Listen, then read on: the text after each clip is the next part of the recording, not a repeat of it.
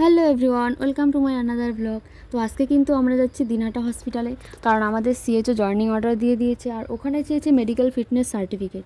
Finally মন্টির সাথেও দেখা হয়ে গেল।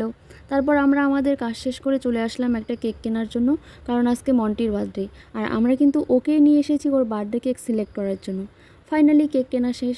এখন সেলিব্রেট করার জন্য একটা জায়গা দরকার, তাই ভাবলাম কোনো একটা রেস্টুরেন্টে যাওয়া যাক। ওখানে কিছু খাওয়াও হবে আর বার্থডে সেলিব্রেটও হয়ে যাবে। বাইরে যেহেতু অনেক রোদ, তাই আমরা ভাবলাম টোটো করেই যাওয়া যাক। বাট আমরা যে রেস্টুরেন্টে গিয়েছিলাম সেটা খোলা ছিল না, তাই ভাবলাম পাশেই যেহেতু মন্টির বাড়ি, ওর বাড়ি যাওয়া যাক, ওখানে কাকু কাকিমাও থাকবে।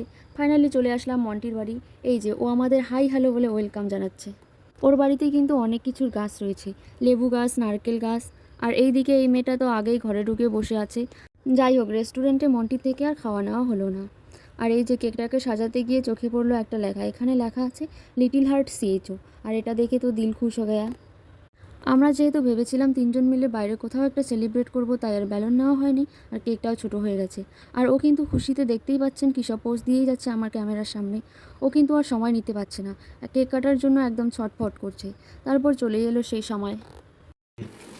Happy birthday to you, happy birthday to you, happy birthday to your Monty, happy birthday to you. Finally cake কাটা শেষ, এখন খাওয়ার পালা। আর পায়েলের আগে ও কিন্তু আমাকে খাইয়েছে কেক, তার মানে আমাকেই ভালোবাসে ধরে নিলাম। আর সেলিব্রেট মানেই তো কেকের সেই ক্রিমটা মুখে লাগাতেই হবে। প্রথমে আমাকে পায়নি, তাই দুজন মিলে এখন ধরেছে। আজকের ব্লগটা এই পর্যন্ত। আমার ভিডিওটা শেষ পর্যন্ত দেখার জন্য থ্যাংক ইউ। ভালো লাগলে like, comment, share and subscribe please.